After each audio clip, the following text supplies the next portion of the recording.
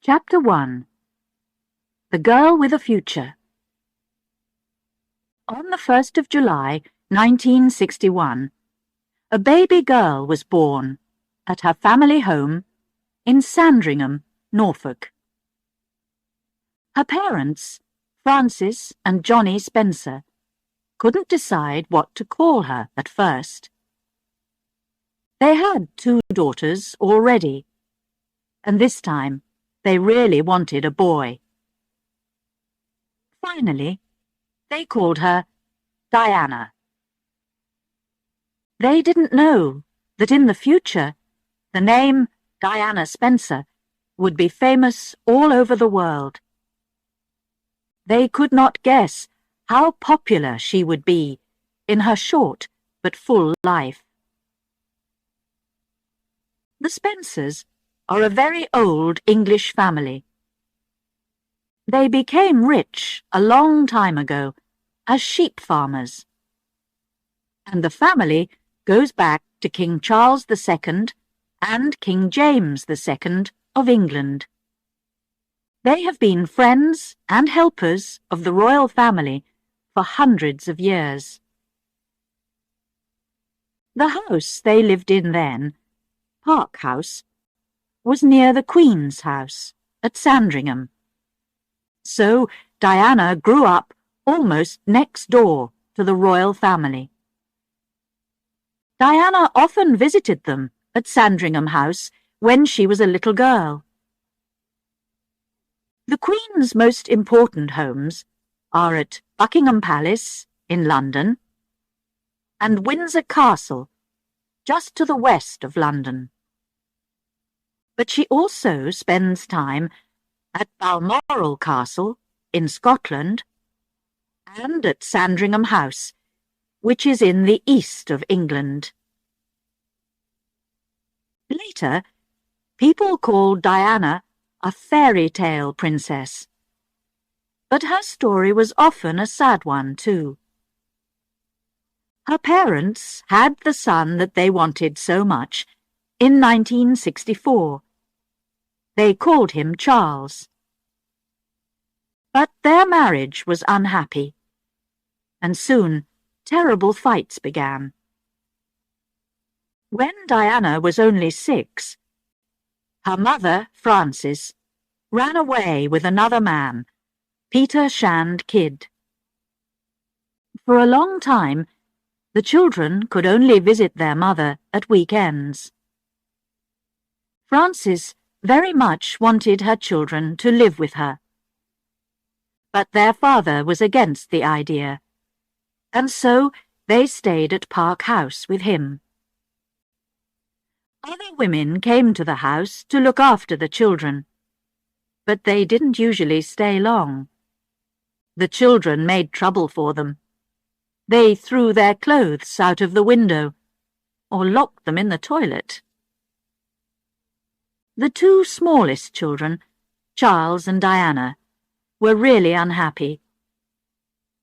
Each night in bed, Charles cried for his mother, and Diana lay there alone, listening to him.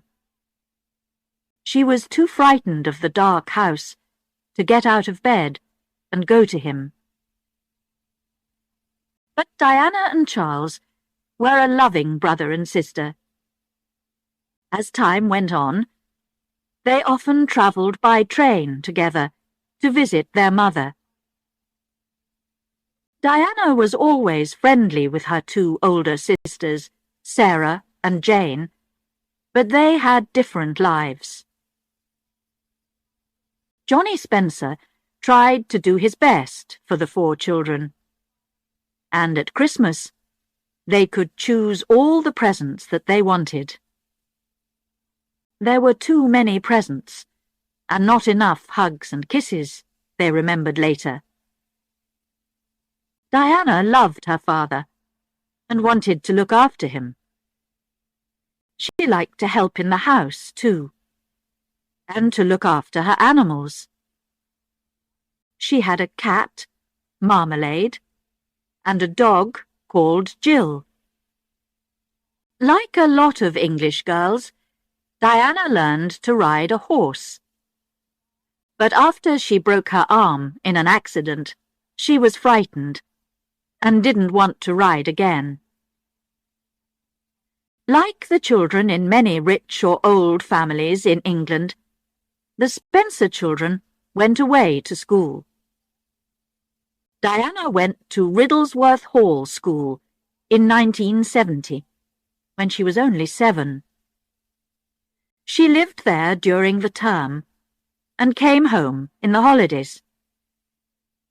In 1974, she went on to her mother's old school, West Heath School in Kent, which was on the other side of London from Norfolk. Her sisters, Sarah and Jane, were also students there.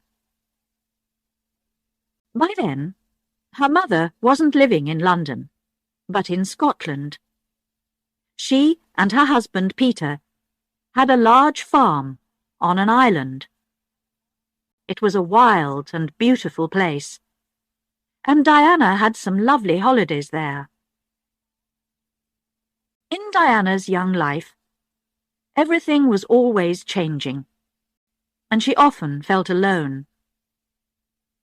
She was very sad when her grandmother, her father's mother, died in 1972. Her grandmother was a very kind woman. She looked after Diana a lot when her parents separated. Things changed even more in 1975, when her grandfather died too, and the Spencer family moved into the old family home at Althorp in Northamptonshire.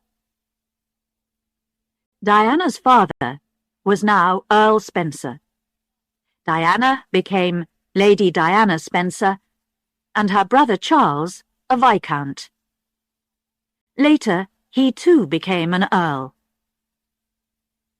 Until then, Park House in Sandringham was the only home that Diana knew. She didn't like going to Sandringham House to visit the royal family much.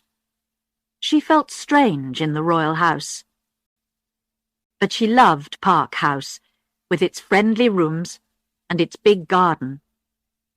She could go swimming in the pool there, play tennis, or hide in the treehouse. The children didn't really want to live at Althorp.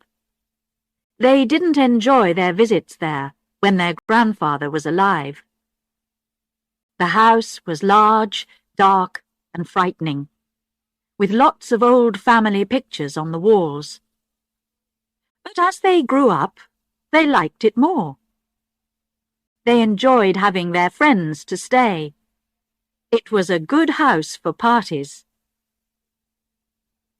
At school, Diana made plenty of friends. She was a good student, not especially clever, but she enjoyed her lessons.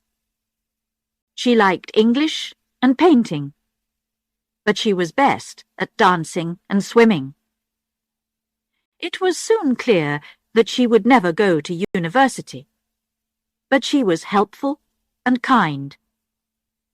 She even won a cup for helpfulness.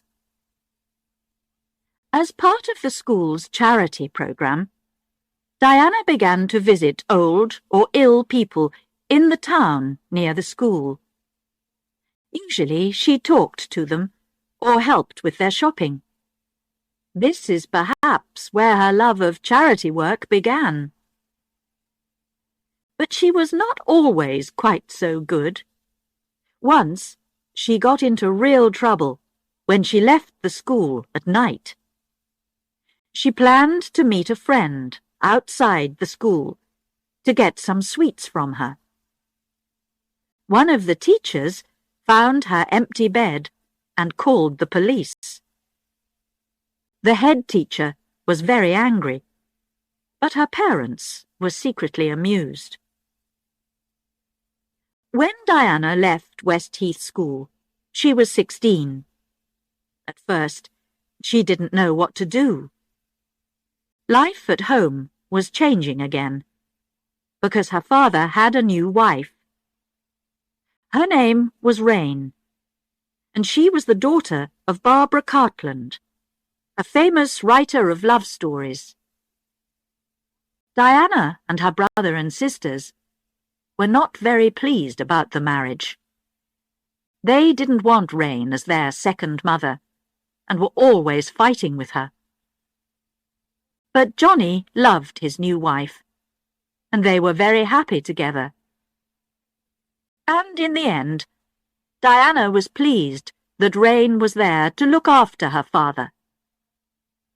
In 1978, a year after the marriage, Johnny became very ill.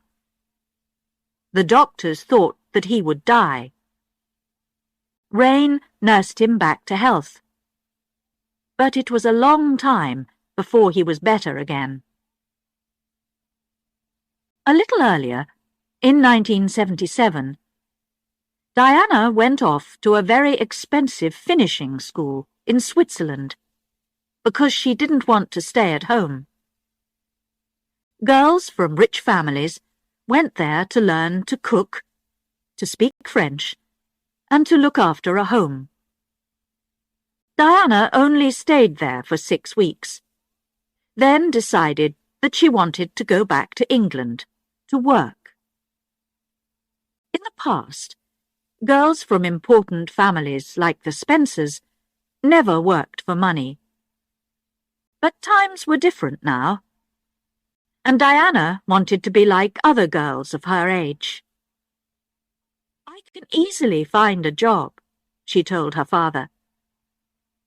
He bought her a very nice flat in Coleherne Court, Kensington, in the centre of London.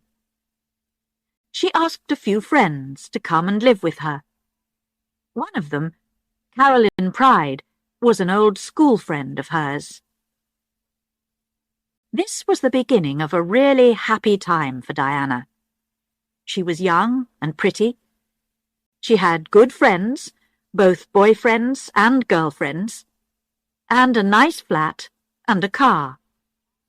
She was free to try and find her way in the world. What could she do for a job? She loved children, and so she began to look after babies and small children for her sister's friends.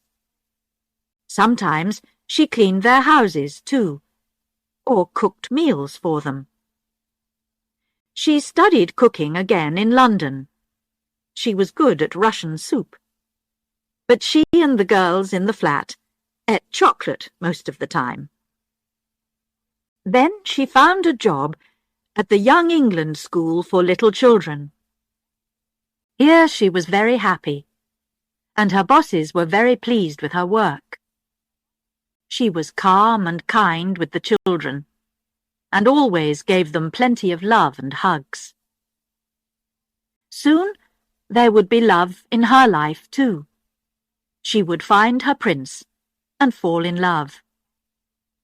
She would become the new Princess of Wales. She didn't know this, of course, but she did feel that she was getting ready for something special. Diana went to parties, and she had a lot of friends. But she was never serious about a man at that time. "I had to keep myself tidy," she said later, for what was coming.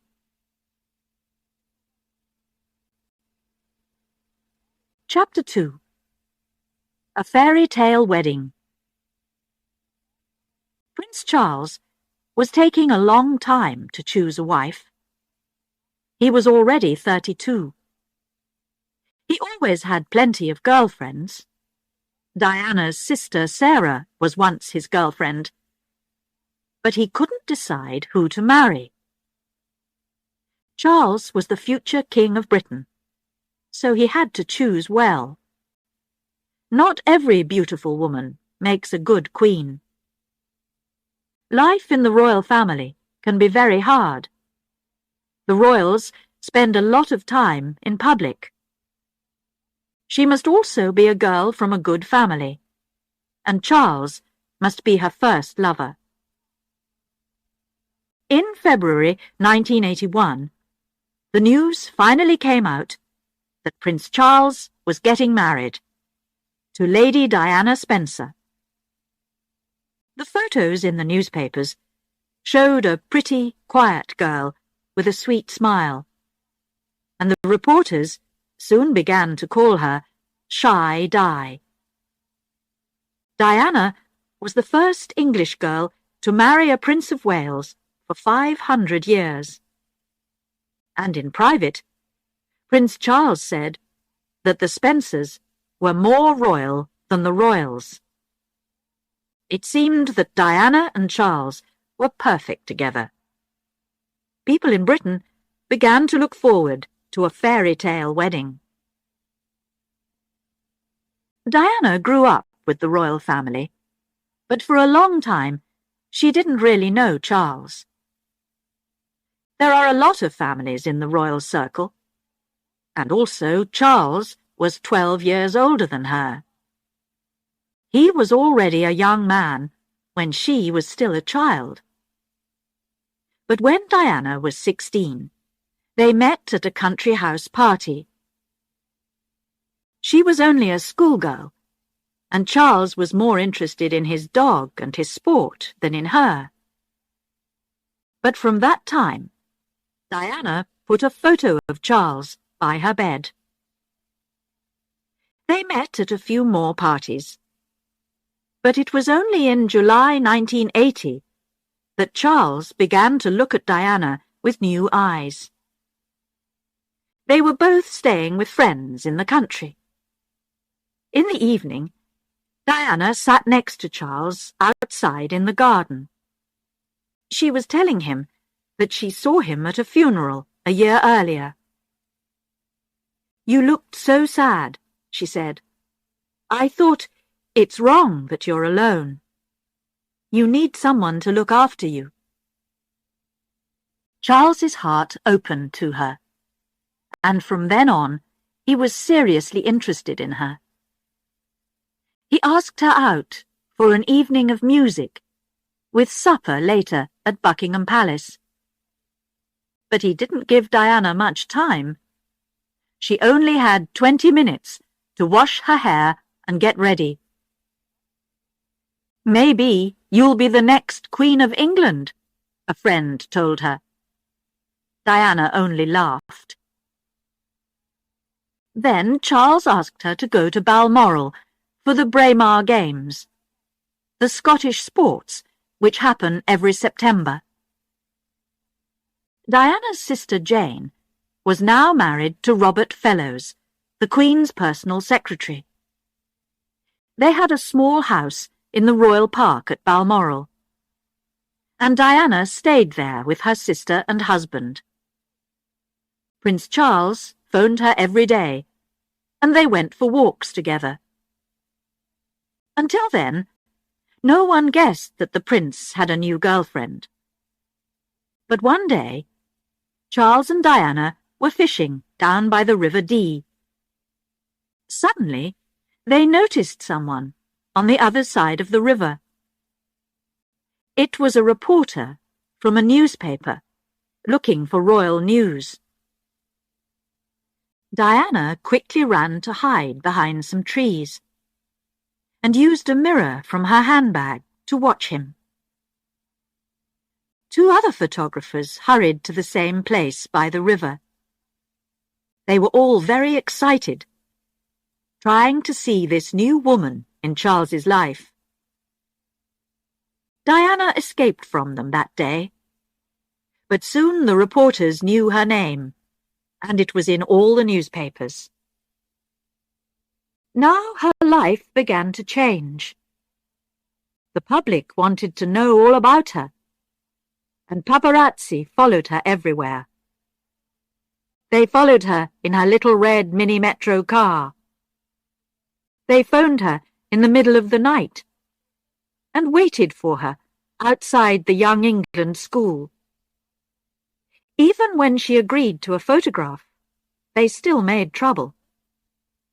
The light was shining behind her skirt and showed all of her long, beautiful legs.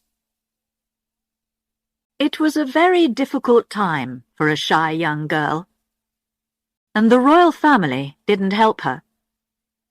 Even Charles was not amused by the photograph. Diana began to understand that even famous and popular people can be very much alone. When Prince Charles finally asked her to marry him in February 1981, she agreed. She arrived back at her flat, very happy that night. Her friends were waiting for her. They knew that it was something special. Diana said, "I've got news for you, but I must go to the toilet first." So they all knocked on the toilet door until she told them. "I'm going to marry Prince Charles," she called out, half laughing and half crying. He gave her a beautiful blue ring, and they were ready now for the photographs, the television recordings, and the public appearances. Several times they had to answer the question, "Are you in love?" "Of course," answered Diana. But Charles was not so sure. His answer always seemed to be, "Yes, but what does that mean?" To the public, it was real love. It was exciting news for Britain. Here was a fairy tale prince and princess, bringing new colour and life into the royal family. Diana now moved into Clarence House, the Queen Mother's home, and was safer there from the reporters. Everyone was getting ready for the wedding. Over 10,000 presents arrived for Charles and Diana. She chose a young husband and wife, David and Elizabeth Emmanuel, to make her wedding dress.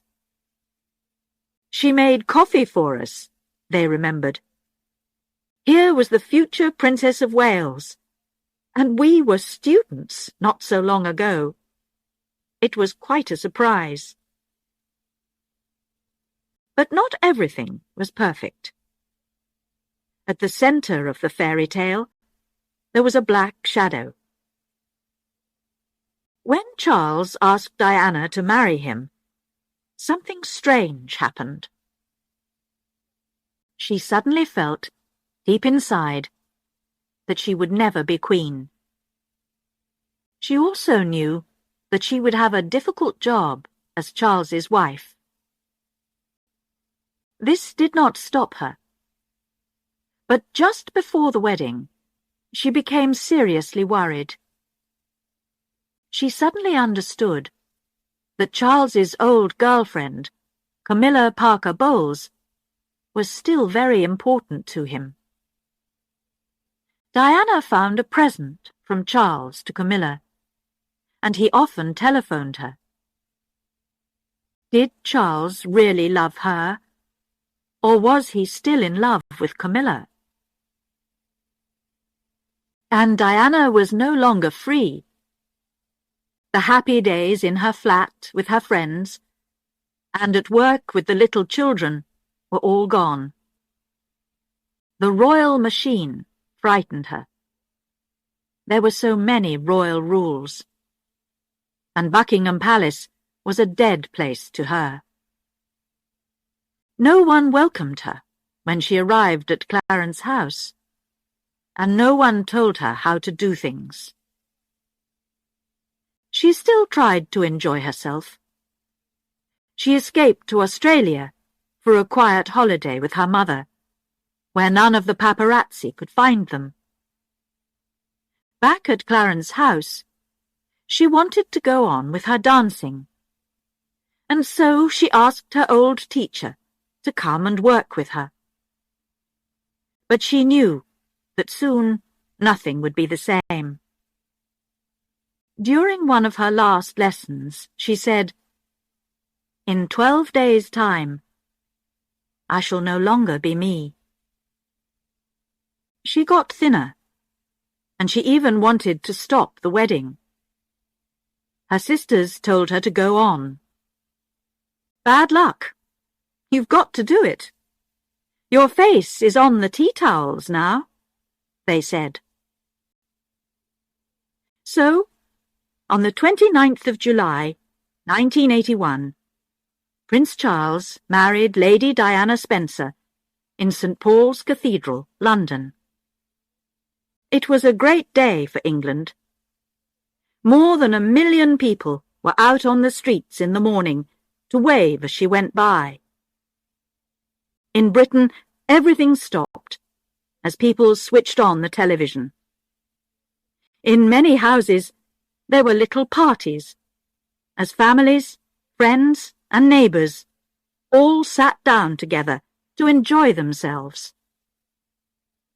Diana arrived at St. Paul's with her father. The church was full of important people from all over the world.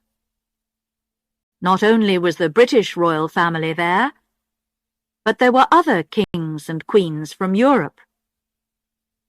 There was beautiful music, and the church was full of flowers.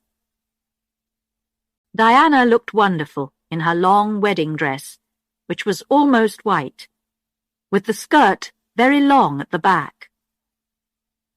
With flowers in her hands, and her heart full of hope, she agreed to marry Charles. "I will," she said.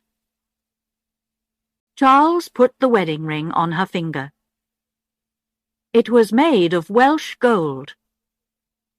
This gold was a present to the royal family about 50 years earlier, and Diana's ring was made of the very last piece. Charles and Diana were now husband and wife. They promised to stay together all their lives. The crowds who were shouting, "Lady Di, Lady Di," now changed the words to "Princess Di, Princess Di." They went back to Buckingham Palace, where Charles kissed his new wife in public. Then they left for their wedding holiday. First at a house called Broadlands, then on the royal ship Britannia. Diana was suddenly the world's favourite woman. Her face really was on the tea towels, and on cups, glasses, spoons, and all kinds of things that people bought at the time of the royal wedding. They wanted something to record and remember that special day, the most important royal day since Elizabeth became Queen in June 1953. In some ways, Queen Elizabeth was still part of a picture which was painted by the famous Queen Victoria over 100 years before. In this picture, the royal family is a good Christian family. They show a polite face in public and keep all their problems secret. Royal children must learn that their country comes first and their personal life second. Sadly, this can also give us a royal family which seems cold and far away. Queen Elizabeth did try to make the royal family more modern. Once, most royal children studied at home, but her son, Prince Charles, went away to school and university. In the 1960s, television cameras recorded her home and her family life for the first time, so that people began to know the royal family a little bit better. But in the end, it was not enough for modern times. So could the fairy tale marriage possibly have a happy ending? Did Charles really love Diana when he married her? He probably tried to do his best at the time, but it was difficult for him too. In the past, kings and princes married to make the royal family stronger and to have children. Now, Charles had to find the right wife for the royal family and marry for love. Could Diana be the perfect royal wife when she was also a modern girl? In 1981, we didn't ask ourselves these questions. We all wanted to enjoy the fairy tale while we could. Chapter 3. The Young Princess. In her new marriage, Diana was like a young bird who was learning to fly. At school, she was too shy to speak in public. Now she was making public appearances all the time as one of the royal family. One of her first public visits was in May, just before she got married. This was to Tetbury, a town near Prince Charles's new country home at Highgrove in Gloucestershire. Crowds of people came out to see Diana. Dressed in a red suit, she walked through the streets and smiled shyly as they gave her bunches of flowers. It took some time before she wasn't frightened of these public appearances. On one of the first that she made with Prince Charles, he told her to walk over to the waiting crowds. Talk to them, he told her. I can't. I just can't, she said. But she had to. And after that, she found it became easier and easier. She was very natural, and everyone liked that. People began to feel that they could talk to her about their problems. She was quickly becoming one of the most popular women in the world. Soon, she was more popular than Charles. He wasn't very pleased by this. I'm sorry I'm not my wife, he said once or twice to the crowds when he made visits alone. Everyone loved Diana because she was young and beautiful. During her first few years as a princess, she learnt how to dress well, and people became interested in her clothes. After every appearance, the reporters described what she was wearing. There were photos in the newspapers recording all her different dresses. Before she got married, she still looked very young. Her face was round, and her clothes were nothing special. And when she first became Princess of Wales, she still didn't always dress well. Sometimes she wore dresses and hats that were too old for her, like those for a 45-year-old woman. Then she became the well-dressed Diana that we remember today.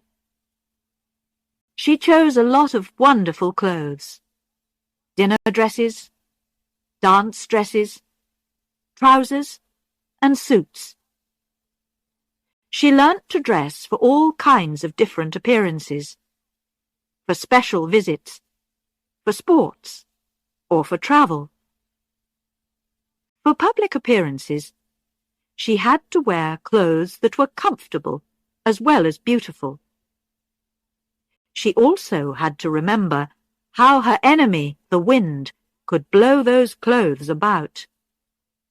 Diana began to buy from famous British clothes makers, which helped the clothes business in Britain. Some of her favourites were Bruce Oldfield, Zandra Rhodes, and Catherine Walker. Sometimes she chose bravely. A low-cut, short black dress, for example. But she could also look like the perfect English rose in a pink, well-cut suit, or a long white dance dress. With her long legs, fair hair, and wonderful smile, she could look good in almost anything.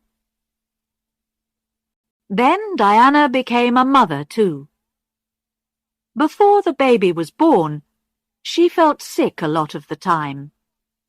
But she was healthy, and on the 21st of June, 1982, she went into St. Mary's Hospital, London, to have her baby. Charles stayed with her there, and the Queen's private doctor looked after her.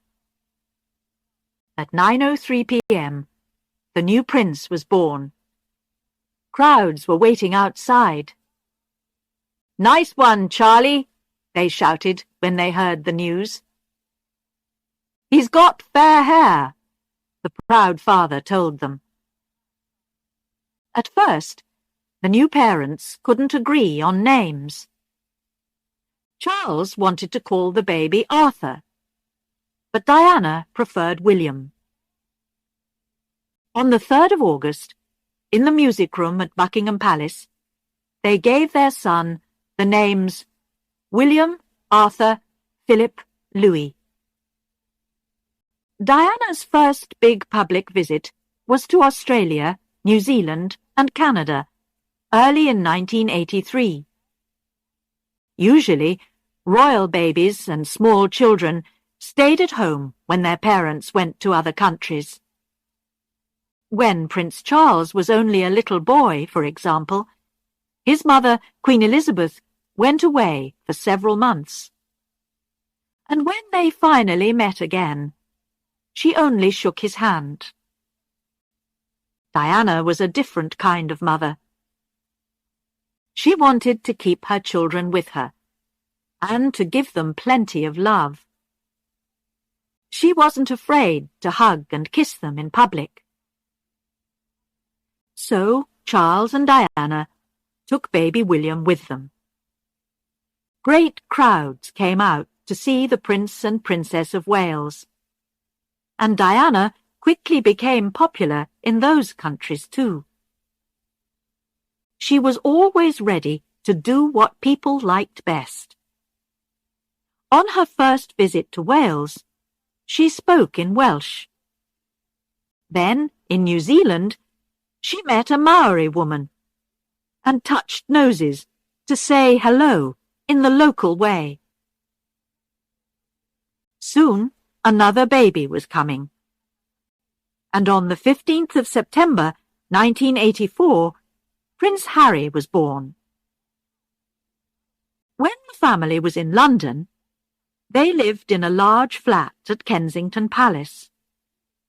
It had 4 sitting rooms, a dining room, and 4 bedrooms. Diana chose all the colours and the furniture, and tried to make it a real family home. Here she looked after her boys. She often played with them, and helped them with their early lessons. But it was important that they met other children too. Charles wanted William and Harry to study at home with a private teacher, but Diana didn't agree. So, in September 1985, William went to his first school. In 1987, he went on to Wetherby School. On his first day, she took him there, just like any other mother, and together they met his new teacher. Diana was now a busy princess, wife, and mother. But she was beginning to work with charities now too, which quickly became one of the most important things in her life. In 1982, the newspapers reported that Diana was now working with 5 charities. By the time that she was 24, she was working with 18. She began to visit people in hospital. She wasn't afraid to meet people who were dying. and she began to meet people with terrible illnesses like AIDS. A lot of people were frightened that you could catch AIDS by touching someone. Diana held the hand of a man with AIDS to show that this wasn't true. The photographs of this helped people with AIDS a lot. She worked hard, but she still wanted to have a good time, too. She practiced a special dance secretly with the famous dancer Wayne Sleep. Then, one night at the theatre, she suddenly went up to the front to dance with Wayne. She wanted to surprise Prince Charles. The newspapers were full of it the next day. Only Prince Charles was not so pleased. In private, he told her that it was not the right thing for a princess to do. Diana now had a new friend in the royal family. This was Sarah Ferguson, or Fergie, who married Prince Andrew, Charles's younger brother, in 1986. She was a girl with a warm heart, but she wasn't always sensible. One night, just before they got married, Prince Andrew was having a men-only party. Fergie and Diana dressed up as policewomen to try and get in. Again, the royal family were not pleased with Diana. She was becoming too wild. Few people knew that at this time Diana was not happy. She seemed to have the perfect life, but inside she was in trouble. She was helping other people, but she needed help herself. She was popular, a great favorite of the people, and reporters photographed her everywhere. But in private, she was alone with her troubles. Chapter 4. The Woman Inside. In November 1982, the palace told the world that Diana was in the best of health. She did not have an eating illness, as some of the newspapers were saying. Diana began to look too thin even before she got married. People thought that she was just tired or growing up. But in fact, Diana was getting ill. She ate too much, then made herself sick. She ate large meals out of the refrigerator late at night. She ate cakes and chocolate, and was sometimes sick several times a day. At first, she looked thin because she kept no food down inside her. But in the end, she learnt to hide her illness so that she looked fine. In January 1982, Diana fell down some stairs when her first baby was on the way. It wasn't in the newspapers until a few weeks later. It was an accident, the palace said. It was only a few stairs. The doctor visited her, and she was fine now. There was nothing to worry about. But Diana tried to kill herself that day. Life was too much for her. She felt sick all the time before William was born, and her new job in the royal family was very difficult. Most of all, she felt that her husband wasn't really interested in her. On that day, he wanted to go out horse riding, and he wouldn't stay to talk to her. After William was born, she felt very unhappy. This happens to many women, of course, for a short time after they have babies. But Diana got worse not better. She sometimes cut herself with a knife, and tried several more times to kill herself. She was probably crying out for help. Outside, she was still the perfect Princess of Wales. But inside, she was hurting. Before Prince Harry was born, the hospital told Diana that the baby was a boy. She didn't tell Charles. He really wanted a girl. When he first saw their new son, he told her this. Suddenly, Diana felt that this was the end of their marriage. "Something inside me died," she told her friends later.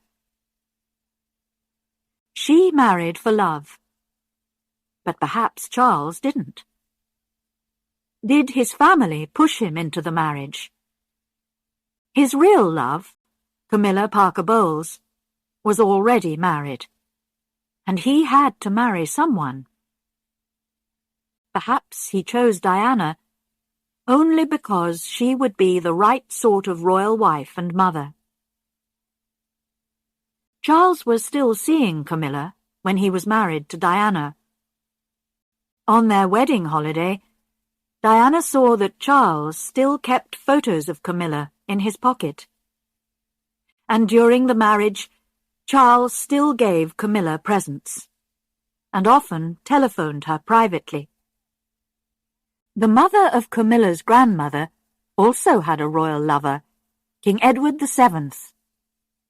Camilla, it seemed, was repeating the family story. But Charles and Camilla were friends as well as lovers.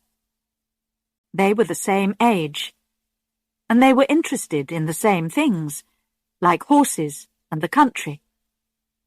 Many women did not find Charles an easy man, but Camilla seemed to understand him well. Earlier, a lot of his girlfriends got tired of him. He could be warm one day and cold the next. He spent time with them, then disappeared for a long time. Even Camilla stopped waiting for him when she was young. She married another man, Andrew Parker Bowles. Charles and Diana were different ages, and they liked different things. He wanted to read books on their wedding holiday. Diana wanted to enjoy the sun and the sea.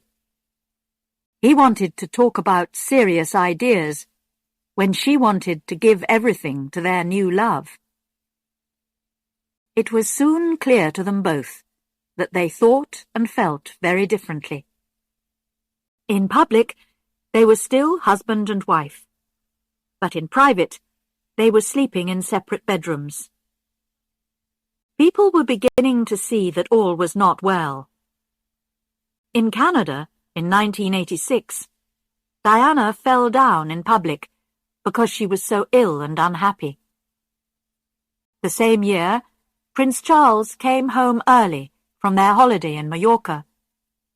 Then, in 1987, he went up to Balmoral alone for a month. He told the reporters that he had a lot of work to do there. Diana was working hard for the royal family and the country, but she was still very unsure of herself. She was always waiting for Charles and the royal family to say, "Well done." They never did. But in 1988, life began to change for her.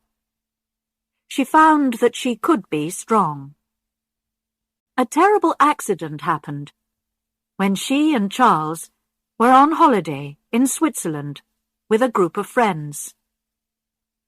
Snow came down from the mountains and killed Hugh Lindsay, one of their best friends. Diana was in bed with a cold at the time. One of Charles's secretaries arrived back at the house with the terrible news. Diana decided what she needed to do. She put all Lindsay's clothes into his suitcase. She and Charles flew back to England with the body. Then Diana looked after Hugh Lindsay's wife, Sarah. The Lindsays only got married a few months before the holiday, and Sarah was having a baby. And then Diana decided that it was time to help herself, too. Caroline, her old school friend, said, "I'll give you an hour. If you don't go to a doctor, I'll tell the world about your illness."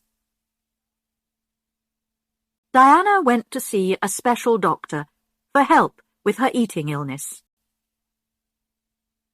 "How many times have you tried to kill yourself?" he asked her at once. 4 or 5 times, she said. She was very surprised that he seemed to know all about her so quickly. In 6 months' time, he told her, she could be a new person. He visited her every week, and she began to read books about the illness and to understand herself better. In 6 months, she was a new person, and she was almost better. It was the beginning of a new way of life for her. She had to help herself. Charles wouldn't help her. He didn't love her as she wanted, and he never would. She also learnt to give her love to the poor and ill people that she met through her charity work. She had a special touch. When she visited people in hospital, a hug or a kiss from Diana seemed to help them greatly. Sometimes she continued to visit people for a long time until they were better. She often wrote them kind letters later. A lot of her charity work was with children, and she was always happy and natural with them. At home, it was the beginning of the war between Diana and the royal family. It was difficult for people who worked for Charles and Diana. They had to decide which side they were on. You had to be a Charles person or a Diana person. If you tried to be both, you quickly got into trouble. Diana began to think of Charles's people as the enemy. They now lived 2 separate lives in the family, too. There was Diana's life and Charles's life. This was true even for the boys. When Diana took them out, they went to modern places that children like, water game parks, or the cinema. They usually wore ordinary clothes, like jeans and t-shirts. With Charles, they wore more grown-up clothes and did country things that he enjoyed, like fishing. The public began to think worse of Charles when Prince William had a serious accident at school in 1991. Diana stayed at the hospital with him all night, but Charles went off to the theatre. How could he do that? People asked. What sort of a father is he? Charles loved his sons too, but perhaps he didn't understand how to show it. He did try to do better after that, but many people were beginning to prefer Diana. But not everyone. She's ill, some people were saying. She needs to be in hospital. Or, she's trying to hurt the royal family. They must stop her. Diana was beginning to make a new life for herself.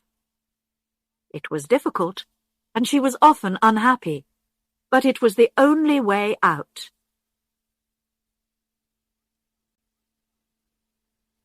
Chapter 5. The New Diana. The Queen called 1992 a terrible year. It began badly for Diana, too. On the 29th of March, her much-loved father died. She was on holiday in Austria, and she flew home at once for the funeral. Prince Charles flew back with her to England, but she went to the funeral alone. The newspapers, of course, were quick to notice this.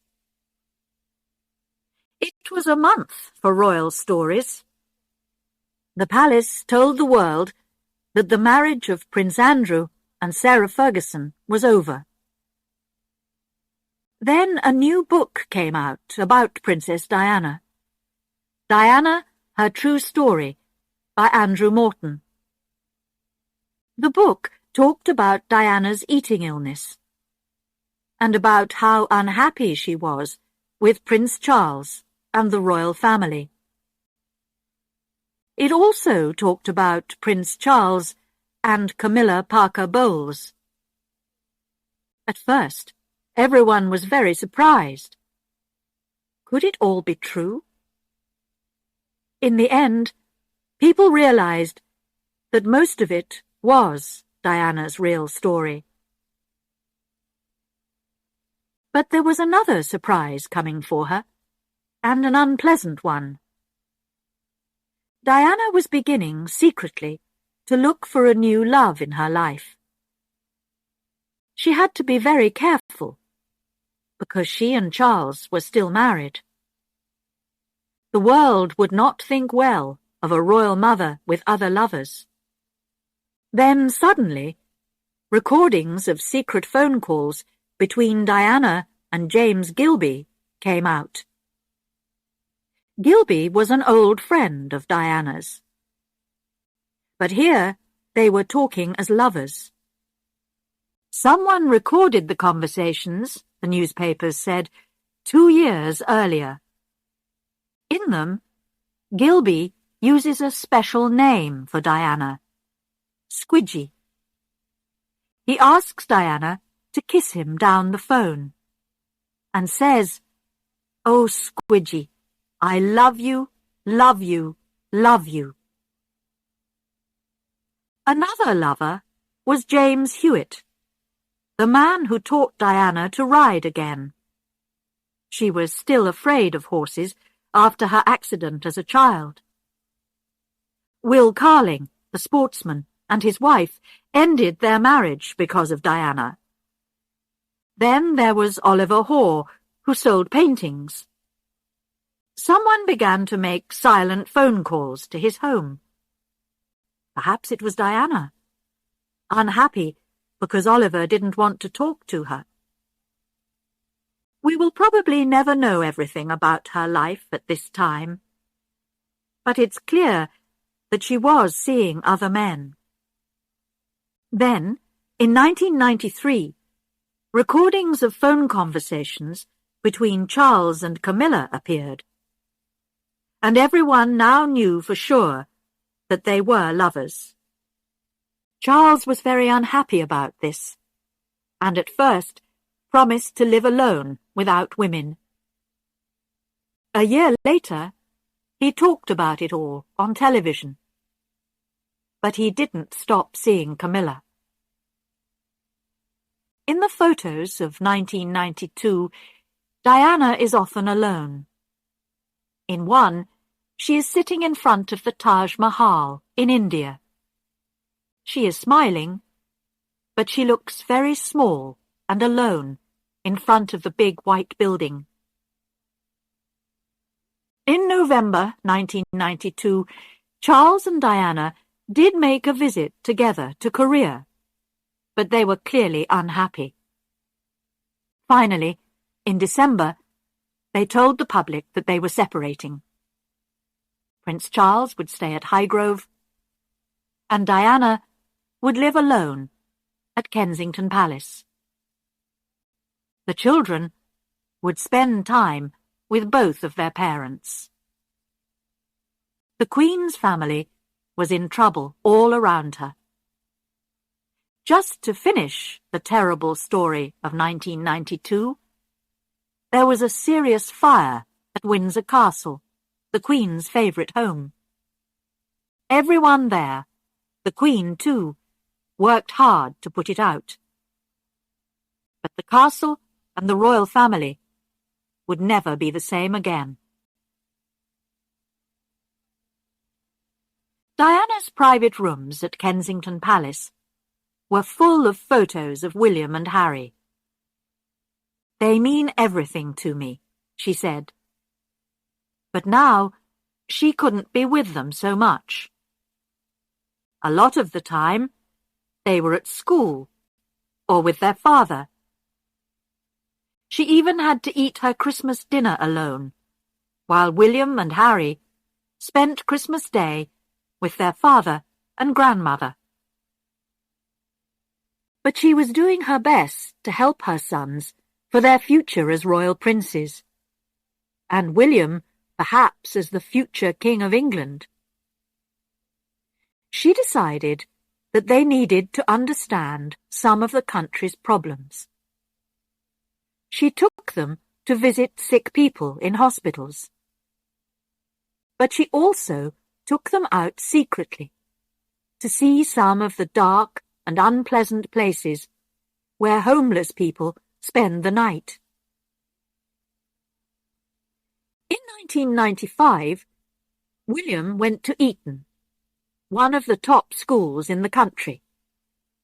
But he didn't forget the other side of life that Diana showed him. He later gave Diana the idea of selling a lot of her dresses for charity. Diana's new life had good times in it too. She had plenty of friends. Many of them were famous, and some of them were film stars or pop stars. She was friendly with the pop stars Elton John and George Michael, and with Terence Stamp and Richard Attenborough, the film stars. She knew Luciano Pavarotti, the Italian singer, and others from the music and film world, like Michael Jackson, Paul and Linda McCartney, and Liza Minnelli. She often had lunch with friends. An Italian restaurant, San Lorenzo, in Kensington, was her favourite for a long time. She still loved dancing and pop music, and she went swimming or running every day to keep in good shape. Diana was very serious about her health now. But she couldn't escape from the paparazzi. Everywhere she went, they tried to take photographs of her. Sometimes they took photos secretly. You could get a lot of money for a new photo of Diana. Suddenly, it was all too much for her. In December 1993, she told the world that she wanted to live quietly. She would stop most of her work for charities. She needed time for her children and for her private life. It was not for long. She soon came back, because she wanted to get on with her work and be a mother to the world, as one newspaper wrote. And the story of Diana and Charles was not over yet.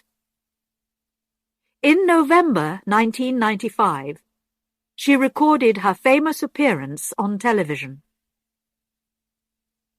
She talked openly to reporter Martin Bashir about her life in the royal family, and she was clearly hurt and angry about the past. There were 3 in this marriage, she said about Charles and Camilla. And 3, as she told us, is a crowd. But she also talked about her future. I don't think many people will want me to be queen, because I do things differently. Because I don't go by a rule book. She worked, she said, from the heart, not the head. But she wanted to be queen of people's hearts. These were words which the world never forgot. A lot of people that she helped will never forget her either. One of her favourite charities was Centrepoint, which looks after homeless people. Vincent Seabrook, a man of 27, now working as a private guard, remembers her well. He was living homeless on the streets when Diana came past and stopped to talk to him. She got me something to eat and drink, listened to me, and gave me the number for Centrepoint, he said. She wasn't frightened of illness, or of people who had serious problems with their bodies. She was ready with a hug or a kiss for everyone. A man who couldn't see wanted to know what Diana was like. "Is it all right if I touch your face?" he asked. "Of course you can," she said. He moved his hands over her eyes, nose, and mouth, until he could see a picture of her in his head. "You're very pretty," he said. When someone was in trouble, she tried to help them. Once in hospital, she heard a woman crying. The woman's son, Dean, was badly hurt in a car accident. Diana sat with the young man that night and visited him again later. She even went to his house when he was better and met his children. "What shall we call you?" they all asked. "Just Diana," she said. She often visited children's hospitals, like Great Ormond Street Hospital for sick children. Victoria Hemphill, a young girl with a serious heart problem, felt that the princess was her special friend, and kept photos of Diana by her bed. Diana often talked to her about William and Harry, and the boys wrote to her. "Dearest Victoria, I wanted to send you lots of love while you were in hospital," began a letter from Prince Harry. Diana had time for her friends who were in trouble too. She helped a friend called Rosa when her baby died, and gave time to another friend, Cosima, when her marriage ended. She knew what it was like to feel hurt inside. She still travelled to other countries. In 1994, she visited Zimbabwe, in Africa. Photos show that she helped to give out lunch to children in a special school. She visited hospitals in Pakistan. In India, she became friends with Mother Teresa, who was famous for her work with poor people who were dying on the streets. Diana once said, "I'm not frightened of dying, if I can die happy." Chapter 6. Her Last Days. After Diana's marriage finally ended in August 1996, she was a rich woman with over £17 million. But she wanted to go on working. She especially wanted to stop the use of landmines. She visited Angola and Bosnia, where there are still terrible problems with landmines after the wars there. She met people who lost legs or arms from these landmines. Not only men, but little children too. When she spoke out against the landmines, not everyone agreed with her. But Diana was still ready to speak from the heart. She had a good summer in 1997. She visited her brother, Charles, in South Africa. She spent her birthday there and enjoyed a holiday with Charles and his family without any of the usual trouble from the paparazzi. There was only one sad time in the middle of July, when she went to Italy for the funeral of her friend Gianni Versace, the famous clothes maker. Something very special was happening in Diana's life that summer too. She had a new boyfriend. This was Dodi Al-Fayed, a filmmaker, who was 42. The Al-Fayeds are a Muslim family from Egypt, but they live in England. They are very rich. The famous London shop, Harrods, and the Ritz Hotel in Paris belong to Mohammed Al-Fayed, Dodi's father. The Al-Fayed family and the Spencer family were already friends.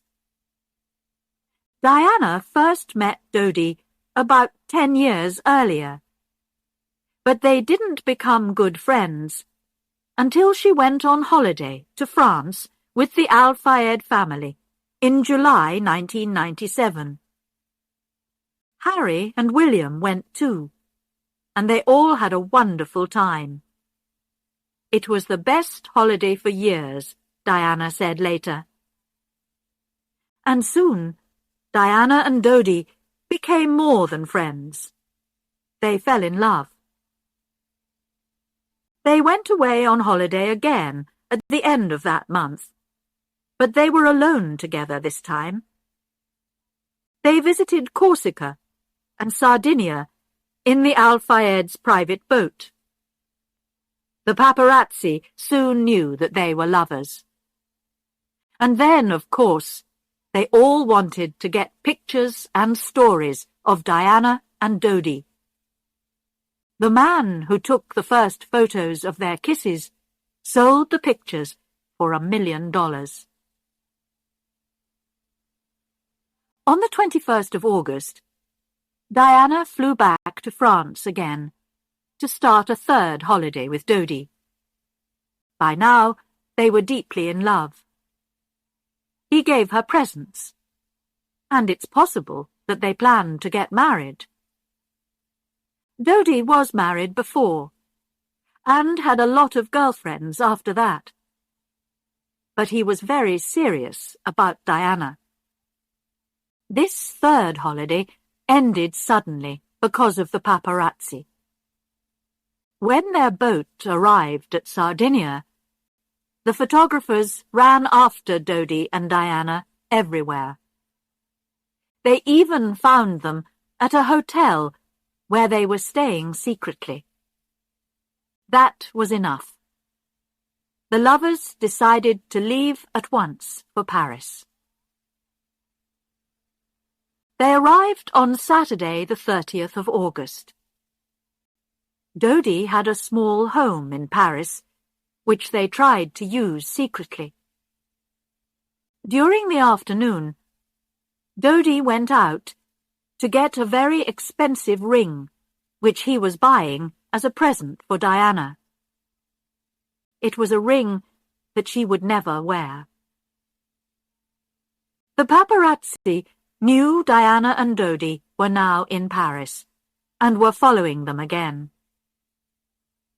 They planned to eat dinner at a restaurant in the city centre, but decided that it wasn't safe there. They went on to the Ritz, the hotel which belongs to Dodie's father. When they arrived at the Ritz, there were already about 40 paparazzi waiting for them. At last, just after midnight, they left the hotel by the back door to go back to Dodie's house. They were trying to escape and sent off another car from the front. But some of the paparazzi saw Diana and Dodie as they drove off in their special Mercedes car with their driver and bodyguard. "You won't catch me," said the driver, Henri Paul, as he drove faster and faster.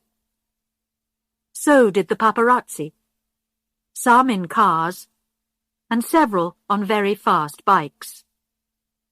There were cameras and lights everywhere as they tried to photograph Diana's car. When the road came to the River Seine, it went underground. The car was now travelling very fast, perhaps at over 160 kilometres an hour. It hit a wall. The crash killed Dodie and the driver at once. The bodyguard, Trevor Rhys-Jones, was still alive. So was Diana, but she was very badly hurt. It took more than an hour before they could get her out of the crashed car. They took her to hospital, where doctors tried to save her life, but it was no good. She died at about 4 o'clock in the morning. Soon telephones were ringing in Britain as people heard the news and phoned to tell their friends and families. Some heard it on the television or radio at the end of a long night's work, and it seemed that it couldn't possibly be true. At Balmoral, Prince Charles woke his sons, William and Harry, to tell them the terrible news. That afternoon, Charles left Scotland by plane with Diana's 2 sisters, Sarah and Jane. They flew to Paris together to bring her body home. During the week, newspapers, television and radio were full of Diana's sad story. People cried and left bunches of flowers for her. By the middle of the first day, there were over 1,000 bunches outside Kensington Palace. By the end of the week, it was like a sea of flowers there. With the flowers, there were cards and letters. To our sweet princess, thank you for the love you showed us all. Queen of Hearts and Princess of Love were words that came up again and again. We'll never forget you, the letters said. And during that week, the mystery about the car crash was growing. When Trevor Rhys-Jones, the bodyguard, finally woke up in hospital, he couldn't remember the accident. We now know that the driver, Henri Paul, had too much to drink that evening, far too much. But the paparazzi were driving too fast and too near, and the photographer's lights were too bright. Did they make it happen too? And was there a second car in the crash? Some people even thought that it was murder. This was probably just a wild story. But there was still a mystery about the crash. Diana's funeral was on Saturday the 6th of September, 1997, 1 week after she died. On Friday night, thousands of people went to London. They stayed out all night, waiting for the morning, when her body would travel from Kensington Palace to Westminster Abbey. Kensington Palace gardens were beautiful. It was a warm night, and there were flowers by every tree. People of all ages sat quietly together in little groups, remembering Diana. Her funeral, like her wedding, brought famous people together from all over the world. Some were heads of governments, and others were her friends. Many were famous names from the worlds of film and music. All the royal family was there. Princes Charles, William, and Harry walked behind Diana's body as it went into the church. Her sons gave her white flowers with a card that just said, "Mummy." In Hyde Park, crowds of thousands watched the funeral on a big screen. Many cried as they listened to the words and heard some of Diana's favourite music. Earlier that summer, Diana looked after her friend Elton John at Gianni Versace's funeral. Now, he sang at her funeral. It was a song that he once wrote about the film star Marilyn Monroe. Marilyn and Diana were both 36 when they died. Elton changed the words for Diana. "Goodbye, England's rose," he sang. "She would always grow in our hearts." Then her brother Charles spoke about Diana. He remembered how kind and beautiful she was. "Today is our chance to say thank you. We want you to know that life without you is very, very difficult." He was very angry with the paparazzi who gave her such a hard time, and he promised to try and help her sons in their future life. The funeral car took Diana's body to the Spencer family home at Althorp in Northamptonshire. People threw flowers in front of the car as it went past. At first, her family planned to bring her to the local church at Althorp, but then they decided against this. Thousands of visitors could make life too difficult for the small village. So finally, they took Diana to a small island in a lake in the gardens of Althorp Park. Here her body lies in private, but once every year, visitors can come to see the place where she rests. Diana's life is over, but her story is not. The way that she lived and died will change many things. Her life showed a new road for the royal family to take. She showed them a way to be nearer to the British people and to help with real problems in the modern world. When she died, we all remembered that life can be very short. Every one of us has to do our best with the time that we have. "It's important to show love," said Diana. We need to remember this too.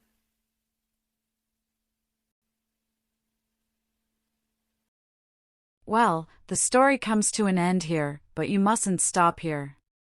Vocabulary is a fundamental aspect of English proficiency. I have compiled a list of challenging words from this story, along with their English definitions and example sentences used in the story. Let's get started right away.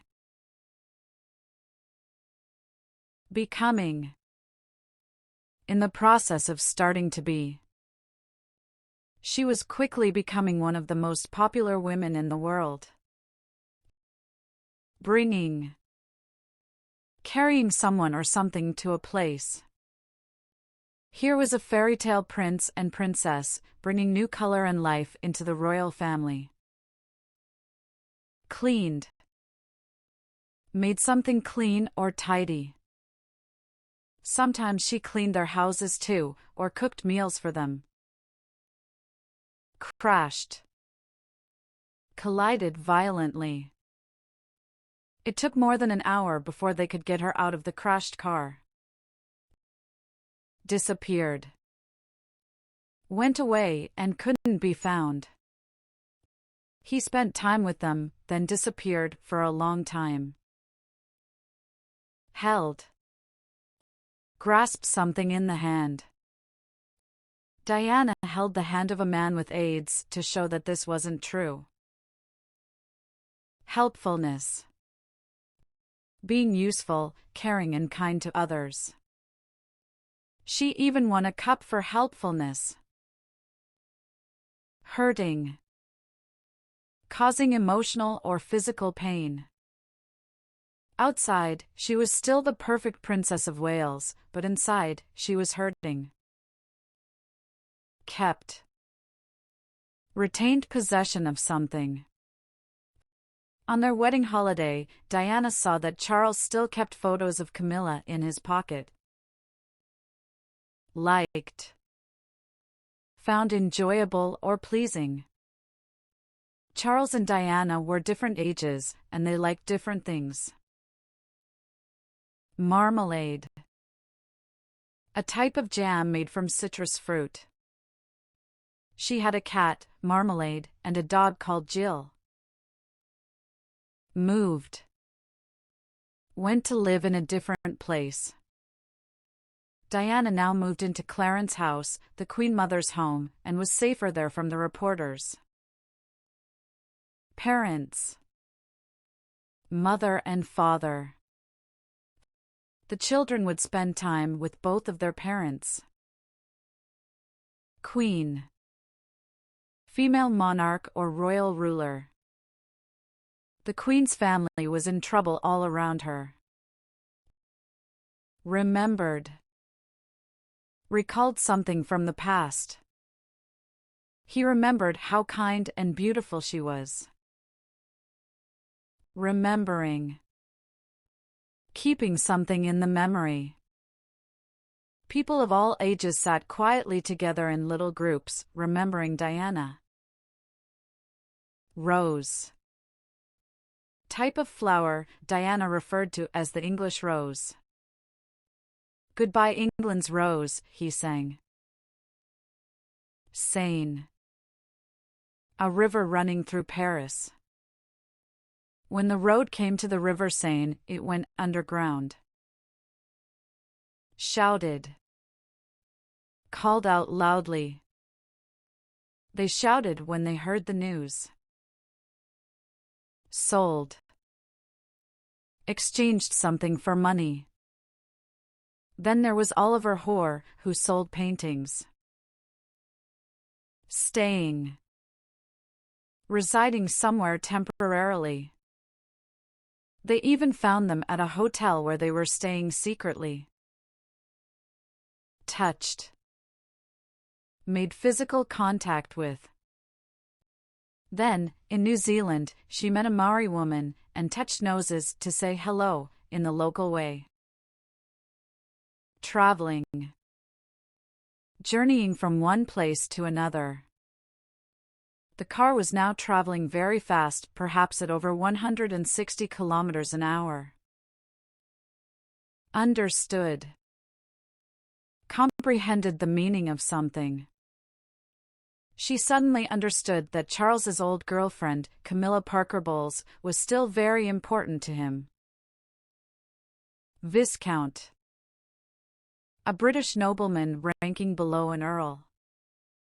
Diana's father was now Earl Spencer, Diana became Lady Diana Spencer, and her brother Charles a viscount. Worked. Performed labor or a job.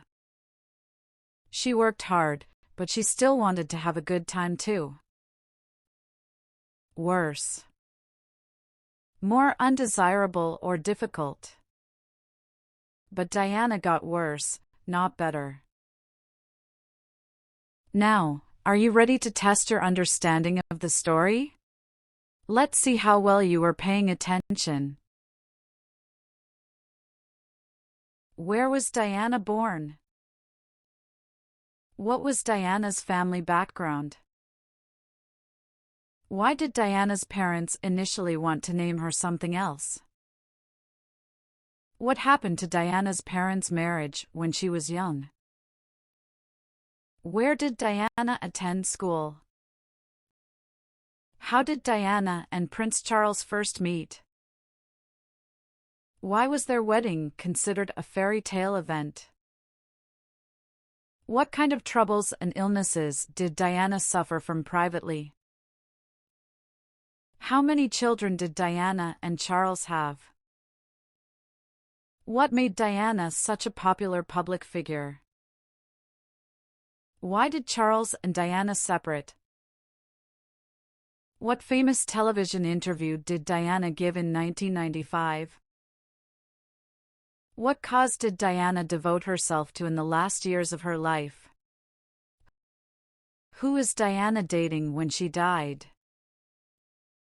What was the public reaction to Diana's sudden death in 1997? Thank you for watching.